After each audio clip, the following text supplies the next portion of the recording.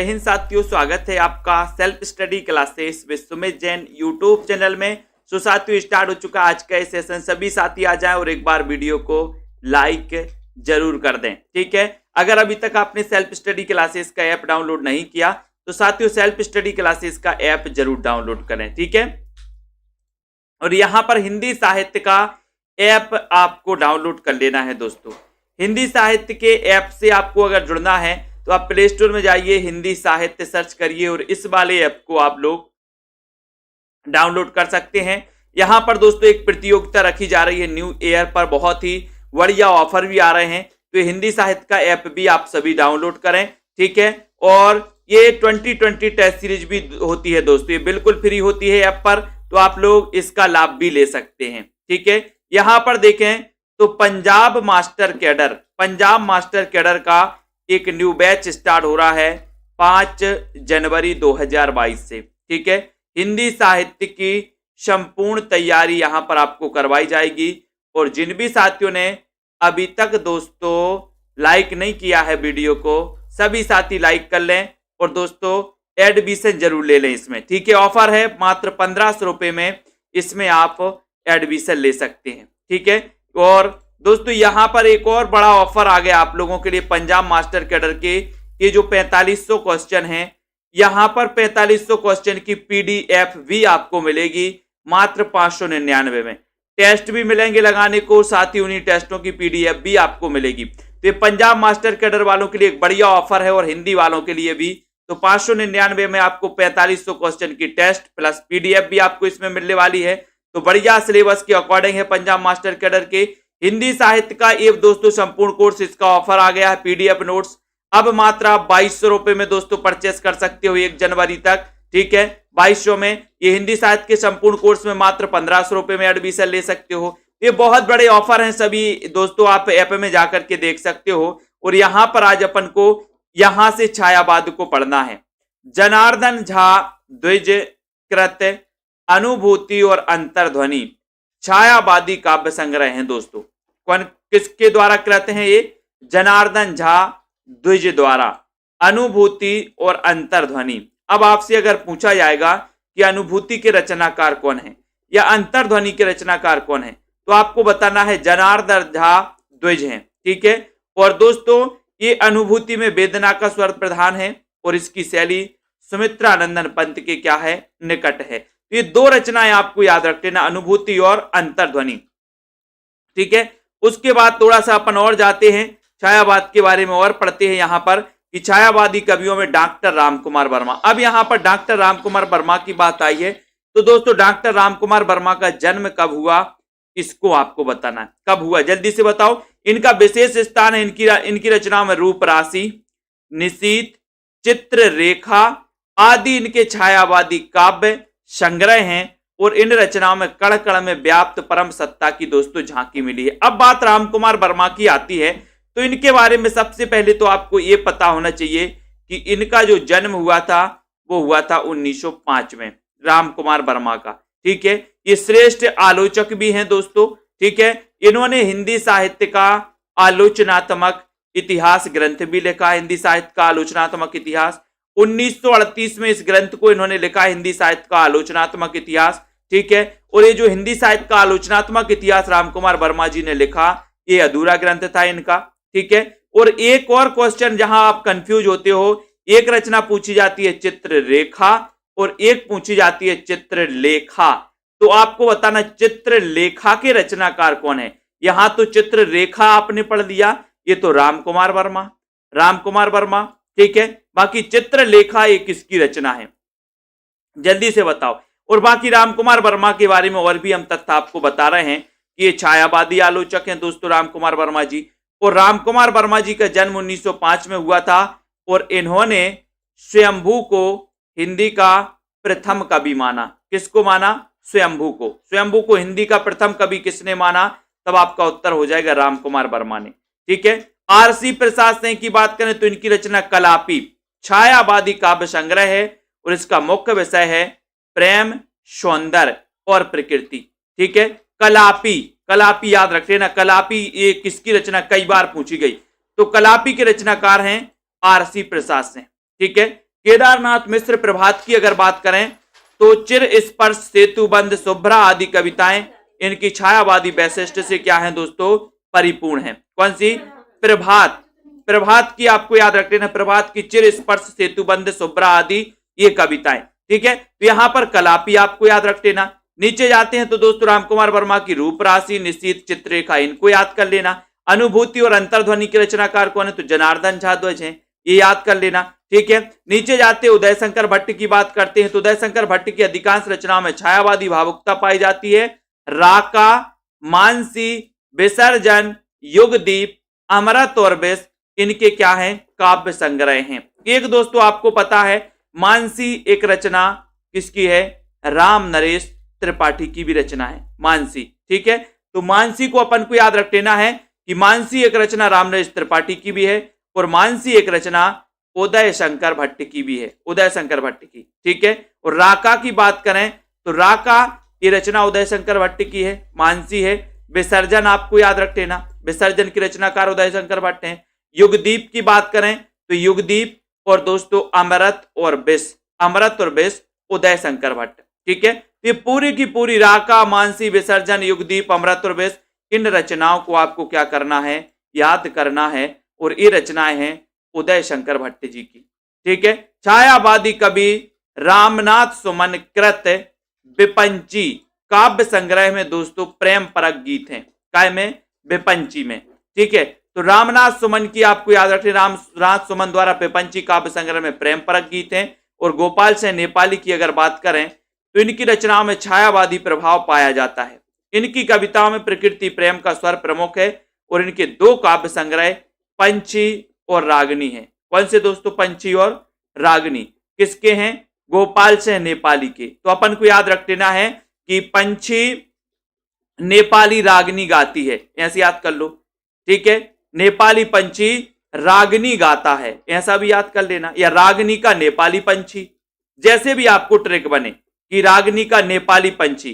तो रागनी पंछी ये गोपाल सिंह नेपाली की दोस्तों याद रख लेना, ये काव्य संग्रह हैं, ये आपसे पूछे जाते हैं। ठीक है, तो याद रख लेना है नेपाली पंछी रागनी गाता है या रागनी का नेपाली पंछी।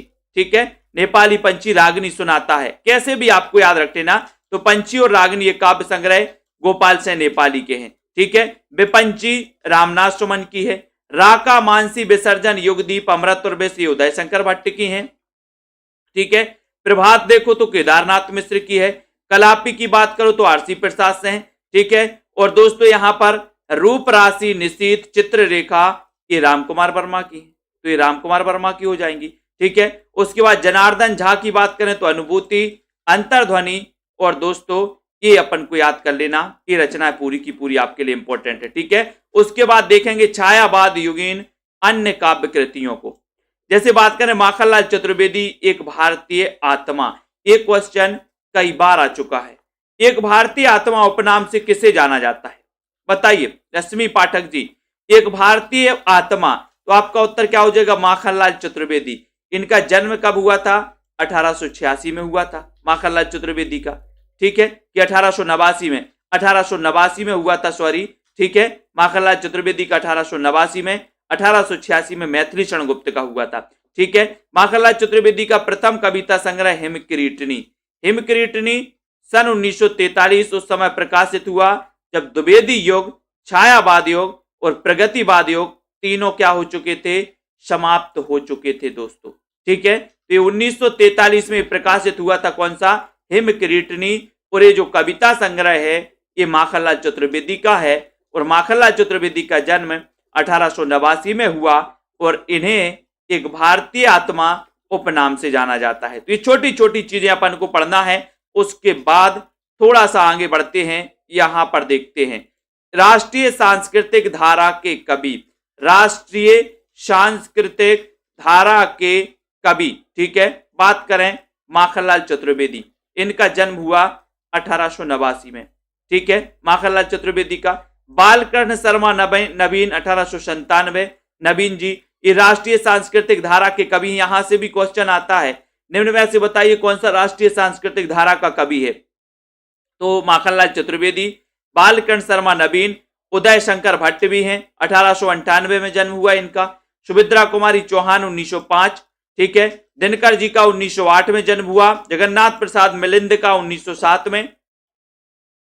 भगवती चरण वर्मा 1903, ठीक है।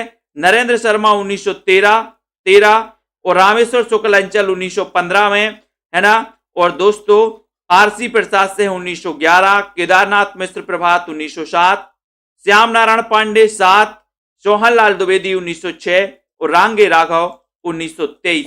तो ये पूरे के पूरे क्या हैं दोस्तों, राष्ट्रीय सांस्कृतिक धारा के कवि हैं। माखनलाल, बालकृष्ण शर्मा नवीन, उदय शंकर भट्ट, सुभद्रा कुमारी चौहान, दिनकर जी हैं, जगन्नाथ प्रसाद मिलिंद हैं, भगवती चरण वर्मा, नरेंद्र शर्मा, रामेश्वर शुक्ल अंचल, आरसी प्रसाद, ठीक है, केदारनाथ, श्याम नारायण पांडे, सोहनलाल द्विवेदी और रांगे राघव। ये क्या है, राष्ट्रीय सांस्कृतिक धारा के कवि माने जाते हैं। अब यहां पर देखें, हिमकिरीटनी पर चतुर्वेदी जी को देव पुरस्कार मिला। हिमकिरीटनी आपको पता है, ये प्रथम उनकी दोस्तों रचना मानी जाती है। हिमकिरीटनी किसकी, माखनलाल चतुर्वेदी जी की, ठीक है। और इस रचना के लिए दोस्तों क्या मिला, इन्हें देव पुरस्कार मिल गया। सागर विश्वविद्यालय ने इन्हें ऑनरेरी डायरेक्ट की उपाधि प्रदान की, सागर विश्वविद्यालय ने। और सन 1963 में भारत सरकार ने माखनलाल चतुर्वेदी को पद्म भूषण की उपाधि से सम्मानित किया दोस्तों। कैसे किया, पद्म भूषण की उपाधि से सम्मानित किया। किसने, भारत सरकार ने। किसको, माखनलाल चतुर्वेदी को, ठीक है। तो माखनलाल चतुर्वेदी को अपन को याद करना है कि माखनलाल चतुर्वेदी को दोस्तों, इनका जन्म तो अपन ने याद कर ही लिया, ठीक है। कैदी और कोकिला की अगर बात करें तो कैदी और कोकिला की रचनाकार कौन है, ये भी आपको पता होनी चाहिए। कैदी और कोकिला ये कई बार पूछा गया दोस्तों, कैदी और कोकिला एक किसकी रचना है। तब आपका क्या उत्तर होता है, तब आपको उत्तर बताना है। कैदी और कोकिला के रचनाकार कौन है, ये पूछा जाता है। और चतुर्वेदी जी की ये अत्यंत प्रसिद्ध रचना है। इसमें जेल का वातावरण एकदम सजीव हो उठा। रात्रि के अंधकार में जब कोकिला कूक उठती है तो राजनीतिक बंदी का दुख और भी घनीभूत उठता है। भाई दुख अपने लिए, देश के लिए, अतः उसके अंतस में विद्रोह की भावना और भी तीव्र उठती है। और इस कविता का अंत आशावादी है। तो ये सीधा पूछा जाता है दोस्तों कि कैदी और कोकिला के रचनाकार कौन है। तब आप क्या बताओगे, सर कैदी और कोकिला के जो रचनाकार हैं वो कौन है, माखनलाल चतुर्वेदी, माखनलाल चतुर्वेदी। और पुष्प की अभिलाषा तो अपन ने कई बार पढ़ा है, पुष्प की अभिलाषा, ठीक है। पुष्प की अभिलाषा क्या है कि मुझे चाह नहीं मैं सुरवाला के गहनों में गूंथा जाऊं। ये पुष्प की अभिलाषा दोस्तों अपन ने पढ़ी है, कई बार आपने पढ़ी होगी। और ये भी दोस्तों माखनलाल चतुर्वेदी के जीवन का आदर्श है। माखनलाल चतुर्वेदी ने छायावाद युग के विषय राष्ट्रीयता, प्रेम, अध्यात्म और प्रकृति चुने, पर अभिव्यक्ति की आत्मा द्विवेदी युग की है दोस्तों। अतः इन्हें द्विवेदी युग का ही समझना चाहिए। किसको, माखनलाल जी को, ठीक है। बालकृष्ण शर्मा नवीन की बात करो तो इनकी कुछ रचनाओं में दोस्तों छायावादी भावबोध है, किंतु उनका मुख्य जो स्वर है वो काय का है, राष्ट्रीयता और देश प्रेम का है। किसका, बालकृष्ण शर्मा नवीन का। तो ये भी हो गया। सुभद्रा कुमारी चौहान की बात करें तो इनकी प्रथम रचना 1915 ईस्वी में प्रयाग की मर्यादा पत्रिका में प्रकाशित हुई थी, सुभद्रा कुमारी चौहान की, ठीक है। सुभद्रा कुमारी चौहान के जीवन का आदर्श चित्तौड़ की महारानी पद्मिनी और झांसी की रानी लक्ष्मीबाई थी दोस्तों। काहे की सुभद्रा कुमारी चौहान के जीवन का आदर्श चित्तौड़ की महारानी पद्मिनी और झांसी की रानी क्या थी, लक्ष्मीबाई। झांसी की रानी ईस्ट इंडिया कंपनी के अंतिम गवर्नर जनरल लॉर्ड कैनिंग के कार्यकाल में 1857 के सशस्त्र विद्रोह का चित्र प्रस्तुत करने के लिए दोस्तों ये लिखी गई थी, सुभद्रा कुमारी चौहान की, ठीक है। और सुभद्रा कुमारी चौहान का काव्य संग्रह मुकुल 1930 में प्रकाशित हुआ था और 1931 में इन्हें साहित्य सम्मेलन प्रयाग द्वारा सेक्सरिया पुरस्कार भी मिला गया। किसको, मुकुल को, ठीक है। दिनकर की बात करें तो दिनकर की रेणुका और हुंकार पराधीनता काल की रचनाएं और इन रचनाओं को सरकार ने आपत्तिजनक मानकर दिनकर जी से क्या मांगा था, स्पष्टीकरण मांगा था। रेणुका और हुंकार ये पराधीनता काल की रचनाएं हैं दोस्तों, किसकी, दिनकर जी की। तो रेणुका और हुंकार आपको याद रखना है, दिनकर जी की। दिनकर जी का जन्म बताना है आपको, कब हुआ था दिनकर जी का जन्म, फटाक से सभी लोग बताएंगे, जल्दी बताओ। यहां पर देखते हैं, दिनकर ने जनतंत्र का जन्म शीर्षक कविता में 26 जनवरी 1950 को घोषित किया था कि सिंहासन खाली करो, कि जनता आती है, सिंहासन खाली करो कि जनता आती है। जनतंत्र का जन्म शीर्षक कविता में 26 जनवरी 1950 को घोषित किया था इन्होंने। ठीक है, तो ये भी आपको याद रखना, कभी कभी ये पंक्ति आ जाती है कि सिंहासन खाली करो कि जनता आती है। ये पंक्ति किसकी है? तो आप क्या बताते हो सर ये पंक्ति है दिनकर जी की। दिनकर जी का जन्म हुआ था 1908 में। ठीक है, इनकी कौन सी रचना के लिए दोस्तों ज्ञानपीठ पुरस्कार मिला है? बताइए जल्दी से। दिनकर कृत रसबंती में यौवन और सौंदर्य और ब्रह व्यथा के दोस्तों गीत हैं काय में? रसबंती में। तो रसबंती के रचनाकार कौन है? तब आपका उत्तर हो जाता है दिनकर। ठीक है, दिनकर कृत बुद्धदेव, कलातीर्थ, कलिंग विजय, ये जो कविताएं हैं ये सांस्कृतिक संदेश की क्या है? वाहिका है दोस्तों। कौन कौन सी? बुद्धदेव, कलातीर्थ और कलिंग विजय। ठीक है, ये कविता सांस्कृतिक संदेश की वाहिका है। हिमालय संदेश दिनकर जी का एक लंबा संगीत रूपक है। हिमालय संदेश जिसमें अज्ञान, घृणा और हिंसा को वर्तमान जीवन की विषमता का कारण बताकर उसके स्थान पर ज्ञान, प्रेम और शांति की दोस्तों स्थापना का क्या दिया गया? संदेश दिया गया। किसमें? हिमालय संदेश में। ठीक है, दिनकर की कुरुक्षेत्र देखो श्रेष्ठ प्रबंध काव्य है। महाभारत के शांति पर्व से प्रभावित है कुरुक्षेत्र। कुरुक्षेत्र जाना है तो दिन में जाना है चिंपा जी, रात में नहीं जाना। कुरुक्षेत्र दिन में जाना है, ठीक है, नहीं तो पिट कर आ जाओगे, रात में जाओगे। तो ये दिन में, तो दिनकर की रचना है कुरुक्षेत्र। ठीक है, कुरुक्षेत्र मनुष्य की आधारभूत समस्याओं का विवेचन करने वाला एक उत्कृष्ट चिंतन प्रबंध प्रधान काव्य है। ये भी हो गया। बिल्कुल, स्वानों को मिलता दूध भात, भूखे बच्चे अकुलाते हैं, माँ की छाती से लिपट ठुटर जाड़े की रात बिताते हैं। ये भी दोस्तों दिनकर की एक पंक्ति है, बहुत ही बढ़िया है।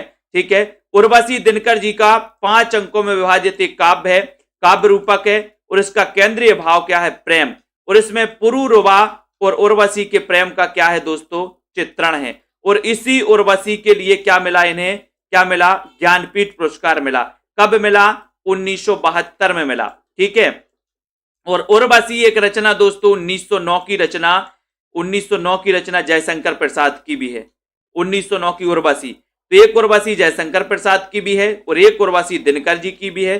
दिनकर की उर्वशी को दोस्तों क्या मिला? ज्ञानपीठ पुरस्कार मिला। ठीक है, उर्वशी रश्मि रति का नायक कर्ण है, जिसके माध्यम से सामयिक प्रश्नों को उठाया गया। रश्मि रति भी दिनकर की है। ठीक है, बोले रश्मि रथ पे जाती है दिन में। परशुराम की प्रतीक्षा देखो, भारत चीन युद्ध को आधार लेकर लिखा गया ये दोस्तों। परशुराम की प्रतीक्षा, परशुराम की प्रतीक्षा। ठीक है, भारत चीन युद्ध को ये कई बार पूछा गया, परशुराम की प्रतीक्षा। बोले सर हम परशुराम की प्रतीक्षा दिन में करेंगे, रात में नहीं, डर लगता है। दिन में तो दिनकर। ठीक है, दिनकर को राष्ट्रीय जागरण तथा सांस्कृतिक दोस्तों भारतीय संस्कृति का क्या माना गया? कवि। और दिनकर को अनल कवि कहा जाता है। अनल, अनल कवि यानी कि आग का कवि कहा जाता है दोस्तों। आग और रात का कवि किसे कहा जाता है? तो दिनकर जी को। ठीक है, सियाराम शरण गुप्त के नकुल, सोहन द्विवेदी के कुणाल, श्याम नारायण पांडे की हल्दी घाटी, गुरु भक्त सिंह की नूरजहां आदि में अतीत के गौरवशाली चित्र खींचे गए और उन्हें सामयिक संदर्भों से क्या किया गया दोस्तों? जोड़ा गया। ठीक है, तो इनको अपन को ये सारी की सारी चीजों को याद कर लेना है। उसके बाद उन्मुक्त प्रेम मार्गी काव्य, उन्मुक्त प्रेम मार्गी काव्य को भी अपन पढ़ते हैं, जहां पर रामेश्वर शुक्ल अंचल को पढ़ेंगे, जहां पर हरिवंश राय बच्चन का हालाबाद भी देखेंगे। ठीक है, तो इतनी चीजें आपको समझ में आ गई होंगी। अब आपको रामधारी सिंह दिनकर की 3 रचनाएं अपने कमेंट में लिखना है। कौन कौन सी 3 रचनाएं आपने पढ़ी हैं दिनकर के बारे में? 3 फैक्ट आपके आने चाहिए। उत्तर छायावादी युग में कवियों का प्रेम वर्णन स्वच्छंद और उन्मुक्त है, इसमें निराशा या व्यवस्था की झलक नहीं है। डॉक्टर नगेंद्र इसे व्यक्तिक प्रेम की कविता मानते हैं और डॉक्टर बच्चन सेन ने इसे नव्य स्वच्छंदतावादी काव्य कहा है दोस्तों, नव्य स्वच्छंदतावादी। ठीक है, बात करें हरिवंश राय बच्चन को, उमर खय्याम का जीवन दर्शन बहुत पसंद आया और खय्याम की रुबाइयों से प्रेरित होकर बच्चन ने मधुशाला, मधुबाला और मधु कलश की रचना की और हिंदी में एक नवीन वाद का प्रचार किया जिसे हालावाद के नाम से जाना जाता है। और ये हालावाद पूछा गया था पिछली बार पंजाब मास्टर कैडर में कि हालावाद के प्रवर्तक कौन है। तब आपका हालावाद, हाला से हो जाएगा हल्ला, हल्लावाद बोलेंगे। और हल्ला कौन करता है? बच्चन करते हैं। बच्चन करते तो ये हालावाद के प्रवर्तक कौन हो जाएंगे? हरिवंश राय बच्चन, बच्चन हो जाएंगे। ठीक है, ये हो गया। मधुशाला और मधुबाला, इसमें दोस्तों किसका प्रभाव है? खय्याम की रुबाई, उमर खय्याम की रुबाइयों का प्रभाव है। ये भी याद कर लेना। बहुत बढ़िया आंसर। मधुशाला, मधुबाला, मधु कलश की लोकप्रियता का कारण है बच्चन की सहज सरल भाषा, रूढ़ियों और अंधविश्वासों पर करारा प्रहार और प्रेम और मस्ती की अनुभूति आदि। ठीक है, अब यहां पर एक क्वेश्चन और बनता है कि छई रोमांस का कवि किसे कहा जाता है? छई रोमांस का कवि, तो छई रोमांस का कवि कहा जाता हरिवंश राय बच्चन को। लेकिन आपको बताना है कि प्रेम और रोमांस का कवि किसे कहा जाता है, जल्दी से बताओ। भगवती चरण वर्मा ने मधुकण और प्रेम संगीत में मस्ती और प्रेम संबंधी रचनाएं की, मधुकण और प्रेम संगीत में। अब आपको बताना है प्रेम और रोमांस का कवि किसे कहा जाता है। ये तो हो गया आपका छई रोमांस का कवि। छई रोमांस का कवि किसे? हरिवंश राय बच्चन को। ठीक है, उमर खय्याम से प्रभावित कौन है? हरिवंश राय बच्चन की रचनाएं। ठीक है, मधुशाला, मधुबाला, मधु कलश। ठीक है, हालावाद के प्रवर्तक कौन है? हरिवंश राय बच्चन। ठीक है, निशा निमंत्रण किसकी रचना है? हरिवंश राय बच्चन। इनका जन्म कब हुआ था? 1907 में हुआ था। किसका? हरिवंश राय बच्चन का। इनकी और भी रचनाएं हैं जिनको अपन पढ़ेंगे, लेकिन उसके पहले दोस्तों यहां पर आ जाते हैं। यहां पर देखते हैं कि नरेंद्र शर्मा हरिवंश राय बच्चन से अत्यंत प्रभावित हैं और इनकी कविता में लौकिक प्रेम के विविध दृश्यों की क्या है? भरमार। लेकिन आपसे पूछा जाएगा कि मासलवाद के प्रवर्तक कौन है? मासलवाद, तो मासलवाद के प्रवर्तक कौन है? रामेश्वर शुक्ल अंचल। और इन्हें प्रेम और रोमांस का कवि, यहां पर बहुत कंफ्यूजन होता है। छई रोमांस का कवि किसे कहा जाता है? छई रोमांस का कवि तो हरिवंश राय बच्चन को। प्रेम और रोमांस का कवि किसे कहा जाता है? तो रामेश्वर शुक्ल अंचल को। ठीक है, मासलवाद के प्रवर्तक कौन है? तो रामेश्वर शुक्ल अंचल। हालावाद के प्रवर्तक कौन है? तो हरिवंश राय बच्चन। ठीक है, इनको भी याद कर लेना। हिंदी में हालावाद की जो अवधि है दोस्तों 1933 से 1936 मानी जाती है, हालावाद की। ठीक है, गीत विधा के कवियों में देखें तो हरिवंश राय बच्चन 1907 में जन्म हुआ, जानकी वल्लभ शास्त्री का 1916 में, शिवमंगल सिंह सुमन का 1915 में। ठीक है, शंभुनाथ का 17 और नेपाली का 13 नेपाली। बोले 13 नेपाली बड़ा अच्छा है। ठीक है, शंभुनाथ को भी अपन को याद रख लेना है। शंभुनाथ, शिवमंगल सिंह सुमन 15। ठीक है, 15 में सुमन, जानकी वल्लभ शास्त्री 1916। ठीक है, हरिवंश राय बच्चन 1907। इनके जीवन काल भी आपको पता होनी चाहिए। तो यहां पर अपना छायावादी काव्य यहां पर दोस्तों कंप्लीट होता है। अपन ने छायावाद में देखा कि सर छायावाद के प्रवर्तक कौन है, तो अपन ने पढ़ लिया कि जयशंकर प्रसाद हैं। छायावाद का रामचंद्र शुक्ल ने प्रवर्तक किसे माना? तो मुकुटधर पांडे को माना। ठीक है, अब आपसे पूछा जाता है छायावाद शब्द का सबसे पहले प्रयोग किसने किया? तो आपका उत्तर होता है मुकुटधर पांडे। ठीक है, उसके बाद दोस्तों आपसे क्वेश्चन बनता है, आपसे पूछा जाता है कि सुमित्रानंदन पंत को छायावाद का प्रवर्तक किसने माना? आप बताते हो नंदुलारे वाजपेयी। फिर क्वेश्चन आता है कि जयशंकर प्रसाद को छायावाद का प्रवर्तक किसने माना? तो इला चंद्र जोशी। रामकुमार वर्मा किस युग के कवि हैं? तो रामकुमार वर्मा छायावाद युग के कवि हैं। ठीक है, ये भी याद कर लें। रूप राशि और दोस्तों चित्र रेखा ये किसकी रचना है? तो रामकुमार वर्मा की रचना है। हिंदी का प्रथम कवि स्वयंभू को किसने माना? तो रामकुमार वर्मा ने। रामकुमार वर्मा का जन्म कब हुआ? 1905 में। हिंदी साहित्य का आलोचनात्मक इतिहास किसने लिखा? तो वो भी रामकुमार वर्मा ने लिखा। तो रामकुमार वर्मा के बारे में ये सारी चीजें आपको पता होनी चाहिए। अब थोड़ी सी अपन यहां पर दोस्तों प्रैक्टिस करेंगे। अब आपको बताना है कि छायावाद की प्रयोगशाला का प्रथम आविष्कार किस काव्य कृति को कहा गया? 117 में आपको चयन करना है और एक बार जल्दी से वीडियो को लाइक करके अपने मित्रों तक शेयर जरूर कर देना है दोस्तों। अपना ये सेशन स्टार्ट हो चुका है और self study classes app download करना है। बढ़िया ऑफर आ चुके हैं दोस्तों आप लोगों के लिए न्यू ईयर में। सबसे बड़ी बात कि जो भी हिंदी साहित्य के पीडीएफ नोट्स परचेस करना है उनके लिए दोस्तों 2200 रुपए का ऑफर है पीडीएफ नोट्स का। बढ़िया ऑफर आ चुका है। ठीक है, और हिंदी साहित्य के संपूर्ण कोर्स में एडमिशन लेना है तो 1500 रुपए का ऑफर है आपके लिए 1 साल की वैलिडिटी के साथ। ठीक है, उसके बाद अगर डेली टेस्ट सीरीज में भाग लेना है तो 499 रुपए डेली टेस्ट सीरीज में भाग ले सकते हैं। पंजाब मास्टर कैडर के दोस्तों न्यू बैच में पढ़ना है तो 1500 रुपए आप पढ़ सकते हो लाइव क्लासों के माध्यम से। मॉडल पेपर लेना है तो 599 में मॉडल पेपर विद पीडीएफ के साथ में। ठीक है, तो छायावाद की प्रयोगशाला का प्रथम आविष्कार किस काव्य को कृति को कहा जाता है? तो वो काव्य कृति है दोस्तों झरना, यानी कि बी नंबर। झरना आपका सही है। जयशंकर प्रसाद को छायावाद का प्रवर्तक किसने माना? ये क्वेश्चन DSSB में आया था इसी वर्ष में। तो ये क्वेश्चन आता है तो आप लोग बहुत अच्छे से इसको क्या करना है, याद करना है। बताइए किसने माना? अभी तो मैंने आपको बताया है, राजेश जी, तनु जी, बीनू जी, रेखा, नीलम जी, सभी साथी एक बार जल्दी से लाइक जरूर कर दें, अपने मित्रों तक शेयर जरूर कर दिया करें दोस्तों आप लोग, कि ये शेयर होना चाहिए अपना वीडियो, सभी साथी शेयर करें और जल्दी से लाइक जरूर कर दें। जल्दी पर यहां पर आपको जल्दी बताना है कि जयशंकर प्रसाद का जो दोस्तों इन्हें वो माना है, क्या माना है? छायावाद का प्रवर्तक, तो वो किसने माना है? जल्दी बताओ, फटाक से कमेंट में लिखो। और सीधा आंसर चला गया कि सर ईला चंद्र जोशी। जोश में आकर के जयशंकर प्रसाद को छायावाद का प्रवर्तक मान लिया। Very good.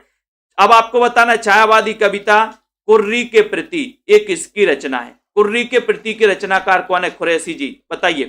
कुर्री के प्रति एक किसकी रचना है? विजय गुप्ता जी। कितने साथी हैं जिन्होंने अभी self study classes app download नहीं किया? हिंदी साहित्य का भी ऐप सभी साथी डाउनलोड कर लें, प्ले स्टोर में जाएंगे, हिंदी साहित्य का सर्च करेंगे और छायावादी कविता कुर्री के प्रति ये किसकी रचना है?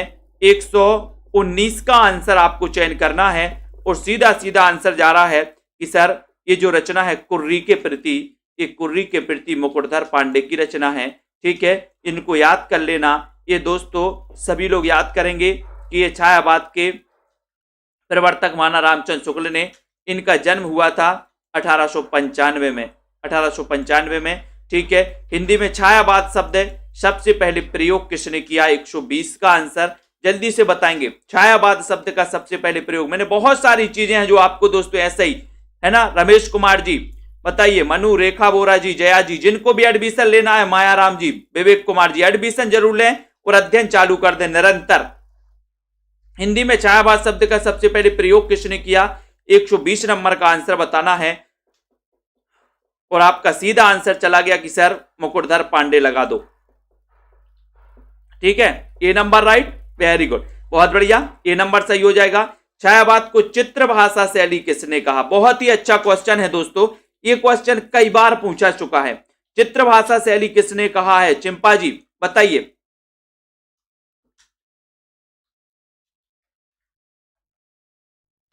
छायावाद को चित्र भाषा शैली किसने, चित्र भाषा शैली आपको बताना है, चित्र भाषा शैली किसने कहा है?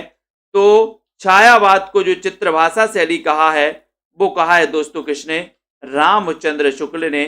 बी नंबर आपका बिल्कुल सही है, correct, B number, very good. छायावाद को स्थूल के प्रति सूक्ष्म का विद्रोह किसने कहा? स्थूल के प्रति सूक्ष्म का विद्रोह, अच्छा क्वेश्चन है, ऐसे क्वेश्चन पूछे जाते हैं दोस्तों। छायावाद को स्थूल के प्रति सूक्ष्म का विद्रोह कहने वाले जो विद्वान हैं वो आचार्य शुक्ल हैं क्या, डॉक्टर नगेंद्र हैं क्या, जयशंकर प्रसाद हैं या फिर डॉक्टर चतुर्वेदी हैं? कौन है? छायावाद को स्थूल के प्रति सूक्ष्म का विद्रोह ये किसने कहा है? 122 नंबर में, और ये कहा है डॉक्टर नगेंद्र ने। सी नंबर करेक्ट, बहुत बढ़िया। द्विवेदी योग की किस प्रवृत्ति के विद्रोह स्वरूप छायावाद का उदय हुआ? बताइए। ये चार हैं दोस्तों, चार यहां पर प्रवृत्तियां दी हैं और किस प्रवृत्ति के विद्रोह स्वरूप छायावाद का उदय माना जाता है? 1918 से लेकर के 1936 का जो युग है ये छायावाद का युग है। छायावाद रहस्यवाद से प्रभावित है दोस्तों, ये भी याद कर लेना। ठीक है, छायावाद में रहस्यवाद से प्रभावित महादेवी वर्मा है ना। महादेवी वर्मा बौद्ध दर्शन से भी प्रभावित थी और इनकी रचना रश्मि जो है ये बौद्ध दर्शन से प्रभावित है। ठीक है, और किस प्रवृत्ति के विद्रोह स्वरूप? तो इतिवृत्तात्मकता। एक क्वेश्चन आता है कि इतिवृत्तात्मकता किस युग की विशेषता है? तो द्विवेदी युग की विशेषता है और इसी इतिवृत्तात्मकता के कारण दोस्तों क्या हुआ? छायावाद का उदय हुआ। और छायावादी काव्य प्रवृत्ति कौन सी नहीं है? काव्य प्रवृत्तियां भी आपको पता होनी चाहिए छायावाद की, तो जल्दी से चयन करें और एक बार वीडियो को लाइक जरूर कर दें। छायावाद की काव्य प्रवृत्ति कौन सी नहीं है? प्रकृति का सामान्य चित्रण, आत्माभिव्यक्ति की प्रधानता, प्रेम का उदात्त चित्रण या वेदना और निराशा की सघन व्यंजना? 124 का आंसर बताएं। छायावादी काव्य प्रवृत्ति कौन सी नहीं है? बहुत अच्छा क्वेश्चन है और सीधा सीधा आंसर जा रहा है 124 नंबर में। 124 में आपका सही आंसर जा रहा है कि सर यहां पर बी नंबर सही है। बी यानी आत्मा अभिव्यक्ति की प्रधानता, बी नंबर आपका right answer, very good. B number आपका सही है, आत्मा अभिव्यक्ति की प्रधानता 24 124 में। नेक्स्ट है 125 में, जयशंकर प्रसाद का आरंभिक उपनाम क्या था? आरंभिक उपनाम क्या था जयशंकर प्रसाद का? 125 में आपको बताना है आरंभिक उपनाम क्या था। बहुत अच्छा क्वेश्चन है। जयशंकर प्रसाद के बारे में 1889 में जन्म हुआ इस महान विद्वान का दोस्तों, जयशंकर प्रसाद का, और इनका उपनाम आपको बताना। उपनाम तो मैंने कई बार आपको बताया है कि सर मधुप उपनाम किसका था, तो अपने किसका था, मैथिली शरण गुप्त का मधुप, ठीक है। उसके बाद प्रसाद तो इनका था ही, लेकिन आरंभिक उपनाम पूछा गया 125 में, तो इनका कलाधर था, कलाधर यानी बी नंबर, ठीक है। छायावाद के 4 स्तंभों में कौन शामिल नहीं है? एक और अच्छा क्वेश्चन बताइए मीनाक्षी जी, छायावाद के 4 आधार स्तंभों में कौन शामिल नहीं है? 126 में आपको बताना है निराला, प्रसाद, मुक्तिबोध या फिर महादेवी वर्मा। 126 नंबर, और बहुत ही अच्छा क्वेश्चन है। छायावाद के 4 आधार स्तंभों में कौन शामिल नहीं है, ये क्वेश्चन है। और 4 आधार स्तंभों को मैंने बताया था कि सर निराला तो हैं, जयशंकर प्रसाद भी हैं, महादेवी वर्मा भी हैं, मुक्तिबोध नहीं है। तब आपका उत्तर ये सही हो जाएगा, सी नंबर, सी नंबर सही हो जाएगा। यहां पर पंत जी आते तो ये पंत जी 4 नंबर हो जाते, ठीक है। बहुत बढ़िया। छायावाद के सर्वाधिक कटु आलोचक कौन है? बहुत अच्छा क्वेश्चन है। छायावाद के सर्वाधिक कटु आलोचक कौन माने जाते हैं? विजय लक्ष्मी जी, श्याम सिंह जी बताइए, छायावाद के सर्वाधिक कटु आलोचक कौन माने जाते हैं? 127 नंबर में, और 127 में आपका सीधा आंसर जा रहा है डी, यानी आचार्य महावीर प्रसाद द्विवेदी। ये छायावाद के सर्वाधिक कटु आलोचक हैं, महावीर प्रसाद द्विवेदी, ठीक है। छायावाद की निम्नलिखित विशेषताएं हो सकती हैं दोस्तों, कौन सी हो सकती हैं? विशेषण विपर्यय, स्वच्छंद भावावेश, मूर्त विधान और इतिवृत्तात्मकता। यानी कि 128 का आंसर कि कौन सी विशेषताएं हो सकती हैं 128 में आपको बताना है, और आपका उत्तर है कि यहीं पर आप बता देना 1, 2 और 3। ये चौथा नहीं है, तो 1, 2, 3 तो है। विषण या विपर्यय इनके दोस्तों नीचे कूट दिया है, लेकिन आपको ये बताने स्वच्छंद भावावेश है, मूर्त विधान भी है, तो 1, 2, 3 ये हैं, बाकी ये नहीं है तीव्रतात्मकता, ठीक है। Very good. अगले क्वेश्चन की ओर आते हैं। अगला क्वेश्चन यहां पर देखते हैं। आपको बताना है कि 1920 में सरस्वती पत्रिका के जुलाई अंक में प्रकाशित मुकुटधर पांडे की वह कविता जो छायावाद युग की प्रथम कविता मानी जाती है, तो वो कौन सी कविता है? बताओ। 129 का आंसर बताइए राजकुमार सिंह जी, रीनू जी। 1920 ईस्वी में सरस्वती पत्रिका के जुलाई अंक में प्रकाशित मुकुटधर पांडे की वह कविता कौन सी है जो छायावाद युग की प्रथम कविता मानी जाती है?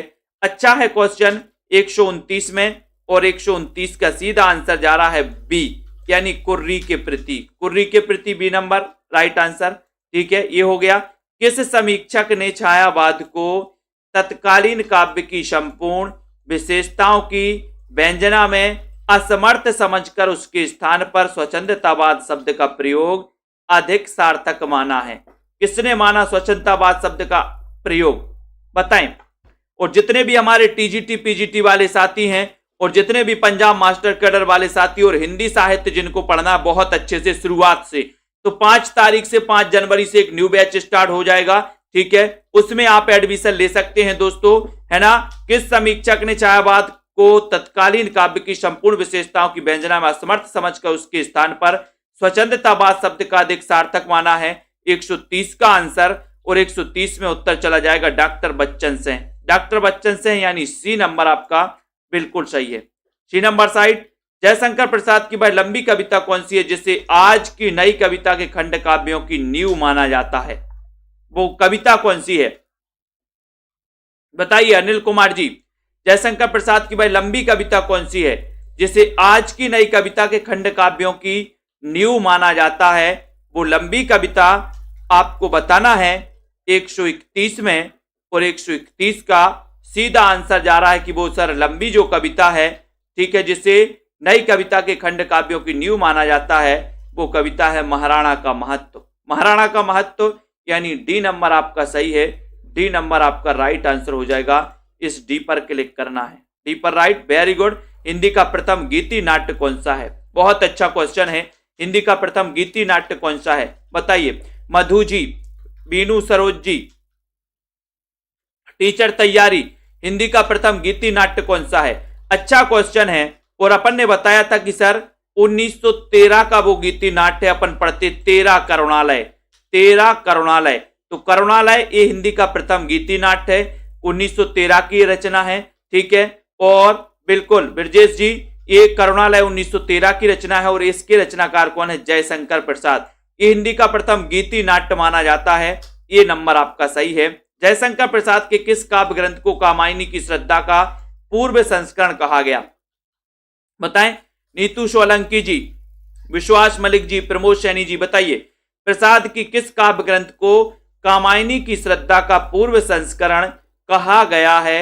ये क्वेश्चन है 133 नंबर में। और 133 में आपका सीधा आंसर जा रहा है कि सर कामायनी की श्रद्धा का पूर्व संस्करण कहा गया किसको? उर्वशी को। किसको कहा गया? उर्वशी को, ठीक है। और उर्वशी जो जयशंकर प्रसाद की रचना है वो दोस्तों कब की है? 1909 की रचना है, ठीक है, 1909 की। इसको याद कर लेना। और कामायनी की श्रद्धा का पूर्व संस्करण किसको माना गया? Urvashi. B number, very good. Kamayani में कितने सर्ग हैं ये भी आपको बताना है। कामायनी का जो रचना काल है दोस्तों वो कितना है? 1935। कई पुस्तकों में आपको 36 भी मिल जाएगा, लेकिन इसका 1935 ही है, ठीक है। ये अंतिम रचना है जयशंकर प्रसाद की, ठीक है, कामायनी। और दोस्तों कामायनी में कितने सर्ग हैं ये क्वेश्चन आपसे पूछा गया, तब आपका सीधा आंसर जा रहा है कि सर कामायनी में 15 सर्ग हैं। प्रथम सर्ग कौन सा है? चिंता है। अंतिम सर्ग कौन सा है? आनंद है, ठीक है। और पूरे के पूरे 15 सर्ग आपको याद करवाए थे मैंने। कामायनी का प्रकाशन वर्ष क्या है? 135 प्रकाशन वर्ष। तो मैंने अभी आपको बता ही दिया है कि सर कामायनी का प्रकाशन वर्ष तो 1935 है, लेकिन कामायनी के सर्गों का सही अनुक्रम बताइए। देखते हैं किस किस को सही याद है, बताओ। प्रश्न क्रमांक 136 में आपको चयन करना है। बहुत ही बढ़िया प्रश्न है दोस्तों, और ये सर्ग पूरे के पूरे आपको याद होना चाहिए। मिथिलेश श्रीवास्तव जी, शशि सैनी जी, बताएं कामायनी के सर्गों। 1935 इसका रचना काल है। कामायनी 15 सर्ग हैं, ठीक है। कामना नाटक पर आधारित ये माना जाता है। कामना नाटक एक जयशंकर प्रसाद का है, उसी पर आधारित एक कामायनी माना जाता है। 15 सर्गों का ये महाकाव्य दोस्तों। और कामायनी में चिंता, आशा, श्रद्धा, काम, वासना, लज्जा, यानी कि ये नंबर आपका बिल्कुल सही है, ये नंबर, वेरी गुड। उसके बाद कामायनी के सर्गों का फिर अनुक्रम बताना है। पूरा का पूरा अनुक्रम आपको याद होना चाहिए। 137 नंबर में चयन करना है और लाइक जरूर कर दो। यहां पर अपन ने क्या पढ़ लिया था? चिंता, आशा, श्रद्धा, काम, वासना, लज्जा। तो यहां पर लज्जा से ही स्टार्ट होगा 137 नंबर में। और 137 में हो जाएगा कि लज्जा, कर्म, ईर्ष्या, ईड़ा, स्वप्न, संघर्ष, निर्वेदा। तो यहां पर आपका जो बी नंबर है वो बिल्कुल करेक्ट है। फिर आपको कामायनी के सर्गों का सही अनुक्रम बताना है। तो अगर आपको याद है पूरे के पूरे सर्ग तो आप निश्चित रूप से सही बता पाओगे। और यहां पर आपका जो हो जाएगा वो कौन सा हो जाएगा बताइए? 138 में। और 138 का अपन ने देख लिया, संघर्ष, निर्वेद, दर्शन, रहस्य, आनंदा। तो ये आपका सी नंबर, ये 15 सर्ग हैं। चिंता से चिंता इसका पहला सर्ग है, आनंद इसका अंतिम सर्ग है। इसको भी याद कर लेना है, बहुत बढ़िया।